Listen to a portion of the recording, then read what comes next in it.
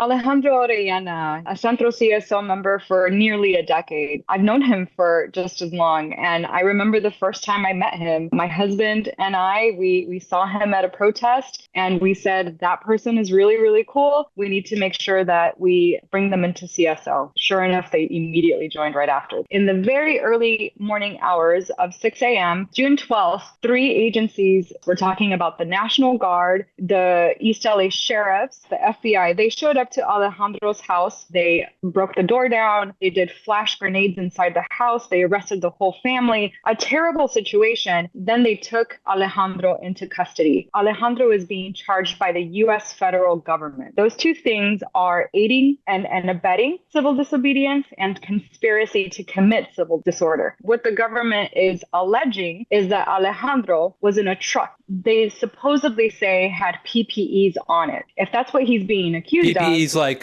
personal protective equipment, like what you talking about? You talking about like a mask? Exactly, Richard. During that same exact period that they are accusing Alejandro of this, all of these agencies are working together, tear gassing, flash bombing our people out there on the streets fighting back, and they are shooting people in the face with these missiles, these rubber bullets, right? And then we see people actually losing eyes during these times. June 27th, folks took to the streets even to protest for Alejandro Orellana. And then July 3rd, we are going to do it again because that's the next trial date for Alejandro Orellana. If folks want to write down this number, because we anticipate that U.S. Attorney Bill Essayli, who is a big Trump supporter and echoes all of his sentiments, will not want to drop the charges. So everyone should pull out a pen, write down the number of the local office, 213-894-2400. Call Bill and tell him drop the charges on Alejandro Orellana. And we will not rest until U.S. Attorney Bill drops the charges. And because of that legal defense work, we are still urging people to make donations to Centro CSO. There's a Venmo account. There is a Zelle account. There is so much support behind Alejandro. If you have their second grade teacher coming out and saying this is wrong, clearly you understand that they messed with the wrong person, right? I can't curse around my children,